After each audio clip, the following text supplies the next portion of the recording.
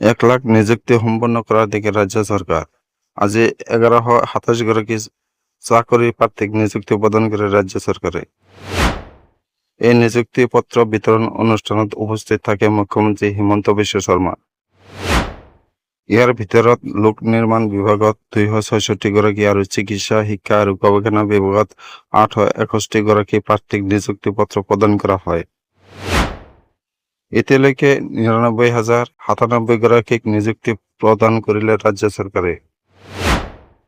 আজি গুৱাহাটীৰ শ্ৰীমন্ত শংকৰদেৱ কলাক্ষেত্ৰত অনুষ্ঠিত হয় এই নিযুক্তি সমাৰোহ।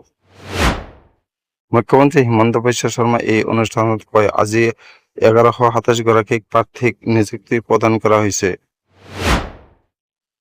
2021 চনৰ মে মাহত আমাৰ চৰকাৰ অহাৰ পিছত 1 লাখ নিযুক্তিৰ প্ৰতিশ্ৰুতি দিছিলোঁ আৰু আমি ইয়াৰ প্ৰায় ওচৰ পাইছোঁ। আৰু কেইটামান নিযুক্তিৰ পিছত 1 লাখ সম্পন্ন হ'ব। এতিয়ালৈ 99,097 গৰাকীক নিযুক্তি প্ৰদান কৰা হৈছে।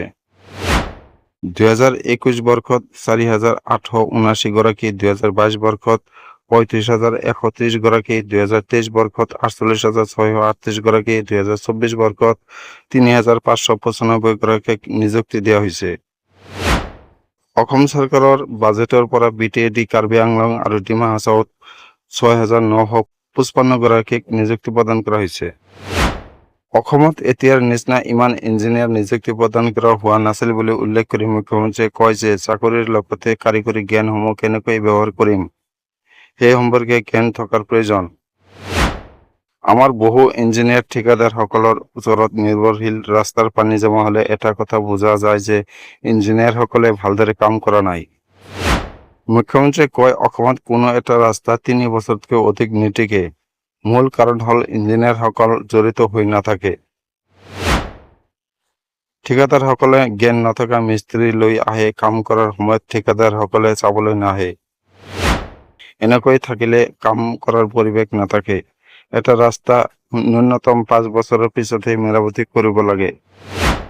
বিধানসভাৰ অধ্যক্ষই মোক বাৰে বাৰে কৈ আছিল, নতুন বিধানসভাৰ বিল্ডিঙত পানী পৰে। কালি চাই গম পালোঁ নিম্নমানৰ কাম হোৱাৰ বাবে এনে হৈছে। ঠিকাদাৰ ইঞ্জিনিয়াৰসকলে নিম্নমানৰ কাম হোৱাৰ বাবে এটা বছৰ পূৰ্বে উদ্বোধন কৰে বিল্ডিঙৰ। সেইবাবে পৰিস্থিতি এনে হৈছে, ক'লে ডক্টৰ শৰ্মাই। মুখ্যমন্ত্ৰীগৰাকীয়ে কয়, 4খন চিকিৎসা মহাবিদ্যালয়ত 812 গৰাকী নাৰ্ছ নিযুক্তি দিয়া হৈছে আজিৰ দিনটোত। এই বছৰৰ পৰা তিনিচুকীয়াত প্ৰথম MBBS বেটছে নামভৰ্তি কৰিব পাৰিব। অহা বছৰ 14 সংখ্যক মেডিকেল কলেজখন উদ্বোধন কৰা হ'ব, যাৰ নাম হ'ব প্ৰাগজ্যোতিষপুৰ। 2026 চনত আমি আৰু 3খন চিকিৎসা মহাবিদ্যালয়ৰ কাম আৰম্ভ কৰিব পাৰিম। চৰাইদেউ, বিশ্বনাথ আৰু বঙাইগাঁৱত হ'ব এই মেডিকেল কলেজ কেইখন। 8ৰ পৰা 10,000 যুৱতীক নাৰ্ছৰ নিযুক্তি প্ৰদান কৰা বুলি উল্লেখ কৰি মুখ্যমন্ত্ৰীয়ে GNM ষ্টাফসকলক ৰোগীৰ সৈতে হাঁহিমুখে থাকি সাহস দিবলৈ অনুৰোধ জনায়। গুৱাহাটী মেডিকেল কলেজৰ নাৰ্ছসকলে গোমঠা মাৰি থাকে বুলি উল্লেখ কৰি মুখ্যমন্ত্ৰীয়ে, যাৰ বাবে ৰোগীসকলৰ ভয়তে বেমাৰ বেছি হয়।